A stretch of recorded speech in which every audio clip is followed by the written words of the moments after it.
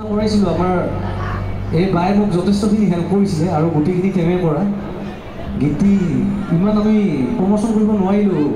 বন্ধৰ কাৰণে এই আমাৰ এইবাৰ অকণমান বাইদেউৰ কাৰণে হাঁচা কৰিব বিচাৰিছিলোঁ আৰু সেই গীতটি মোৰ এই বাজনীয়ে মোক হেল্প কৰি দিয়াৰ কাৰণে আজি হয়তো মঞ্চত গাবলৈ পাইছোঁ গতিকে বাইদেৱে অকণমান দুই এষাৰ ক'লে ভাল লাগিব গীতটোৰ বিষয়ে তাৰপিছত মই গীতটো গাম বাৰু ঠিক আছে হয় পোনপ্ৰথমে মই আমাৰ চলন্তপাৰা সমূহ ৰাইজলৈ মোৰ বহাগ বিহু আন্তৰিক শুভকামনা জ্ঞাপন কৰিছোঁ উপস্থিত বিষয়ববীয়া তথা ল'ৰা ছোৱালীৰ যি সহায় সহযোগিতা দেখা পাইছে এইখন মঞ্চত সঁচাকৈয়ে আমাৰ বিহু চিৰযুগমীয়া হৈ থাকিব বুলি এক আশা